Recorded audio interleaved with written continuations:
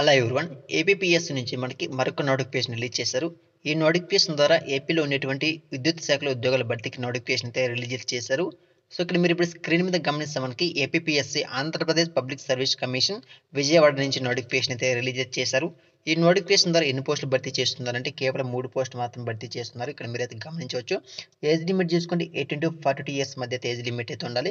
Cut off date మనకు July 1, 2024 ప్రకారం. ఓకేనా. సో మా శాలరీ ఎంత ఇస్తున్నారంటే ఇక్కడ మనకి చూడండి 57,100 రూపాయల నుంచి మీకు 1,47,760 రూపాయలు ఇస్తామని నోటిఫికేషన్లో క్లియర్గా అయితే మెన్షన్ చేశారు. సో మరి ఇంపార్టెంట్ డేట్స్ గురించి తెలుసుకుంటే మీకు ఆల్రెడీ అప్లికేషన్ స్టార్ట్ అయింది. మార్చ్ 21వ తేదీ నుంచి మీకు ఏప్రిల్ 10వ తేదీ వరకు కూడా నోటిఫికేషన్లో మనకి ఇంపార్టెంట్ డేట్స్ అయితే ఇవ్వడం జరిగింది. సో ఇంకా మేబీ మీకు ఇంకా 3 days ఆర్ ఓన్లీ 3 days మాత్రమే టైం ఉంది. సో 3 days వరకు మీరైతే ఆన్లైన్ ద్వారా అప్లికేషన్ అయితే పెట్టుకోవచ్చు. ఓకేనా. యాజ్ యూజువల్గా మీరు ఏపీపీఎస్కి ఏ విధంగా అయితే అప్లికేషన్ పెట్టుకుంటారో ఓటీపీ లాగిన్ అయ్యి ఏ విధంగా అయితే మీరు అప్లికేషన్ పెట్టుకుంటారో సో ఆ విధంగా మీరైతే అప్లికేషన్ అయితే పెట్టుకోవచ్చు. మరి ఎడ్యుకేషన్ క్వాలిఫికేషన్ ఏమిటి ఇలాంటి విషయాల గురించి తెలుసుకుంటే ఇక్కడ మీరు గమనిస్తే మనకి క్యారియర్ ఫార్వర్డ్ ఒక పోస్ట్ ఉంది. ఫ్రెష్గా మనకి 2 పోస్టులు, టోటల్గా 3 పోస్టులు మాత్రమే అయితే భర్తీ చేసినట్లుగా నోటిఫికేషన్ అయితే మెన్షన్ అయితే చేయడం జరిగింది. మరి ఎడ్యుకేషన్ క్వాలిఫికేషన్ ఏమి ఉండాలంటే క్లియర్గా నోటిఫికేషన్ అయితే మెన్షన్ చేశాక మనకి must process A bachelors degree in electrical ఇంజనీరింగ్లో మీకు బ్యాచిలర్స్ డిగ్రీ కంప్లీట్ చేసి అందరూ కూడా అయితే అప్లికేషన్ అయితే పెట్టుకోవచ్చు. మరి ఏజ్ లిమిట్ వివరాలు ఏమిటి ఇలాంటి విషయాల గురించి ఇప్పుడు మనమైతే తెలుసుకుందాం. ఇక్కడ మీరు గమనిస్తే మనకి ఏజ్ అనేది 18 to 42 ఇయర్స్ మధ్య అయితే ఏజ్ అయితే ఉండవలసి ఉంటుంది. అదేవిధంగా SC, ST, BCs and EWS candidates అయితే 5 సంవత్సరాల వరకు ఇక్కడైతే మీకైతే ఏజ్ రిలాక్షన్ అయితే ఇవ్వడం జరిగింది. ఎక్స్ సర్వీస్ మ్యాన్కి, ఎన్సీసీ క్యాండిడేట్స్కి అయితే మనకి 3 years వర్క్ అనేసి, అదేవిధంగా స్టేట్ గవర్నమెంట్ ఎంప్లాయ్మెంట్స్కి, సో అదేవిధంగా మనకి రిటర్న్స్ టెంపరీ వాళ్ళకి 3 years అనేసి క్లియర్ మనకి నోటిఫికేషన్ మనకి రిజర్వేషన్ సంబంధించి వివరాలు ఇవ్వడం జరిగింది. ఏజ్ రిలాక్షన్ వివరాలు కూడా ఇవ్వడం జరిగింది. సో హౌ టు అప్లై అంటే యాజ్ యూజువల్గా మీరు ఓటీపీ లాగిన్ ద్వారా మీరైతే అప్లికేషన్ అయితే పెట్టుకోవాల్సి ఉంది.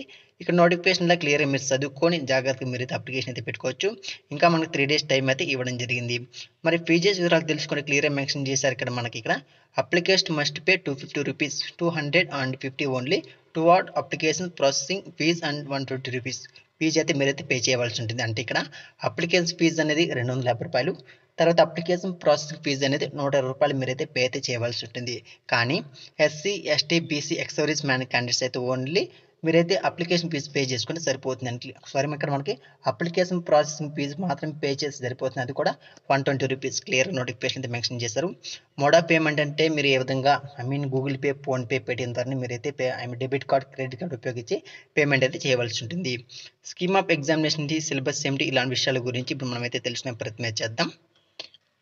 సో ఇప్పుడు మనం సెలక్షన్ ప్రొసీజర్లో ఎగ్జామినేషన్ ప్యాటర్న్ గురించి తెలుసుకుంటే ఇక్కడ మీకైతే ఆబ్జెక్టివ్ టైప్ క్వశ్చన్స్ అయితే ఉంటాయి. మరి రిటన్ ఎగ్జామినేషన్ అయితే పెడుతున్నారు. ఇక్కడ పేపర్ 1, పేపర్ 2 అనేసి 2 పేపర్లు అయితే ఉంటాయి. టోటల్గా 450 మార్కులు ఇక్కడ ఎగ్జామ్ అయితే కండక్ట్ అయితే చేస్తున్నారు.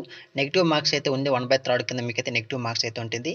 పేపర్ 1లో మనకి general studies, mental ability, degree standard నుంచి రావడం జరుగుతుంది. పేపర్ 2లో మనకి ఎలక్ట్రికల్ ఇంజనీరింగ్ నుంచి మనకైతే ఉన్న క్వశ్చన్స్ అయితే రావడం జరుగుతుంది.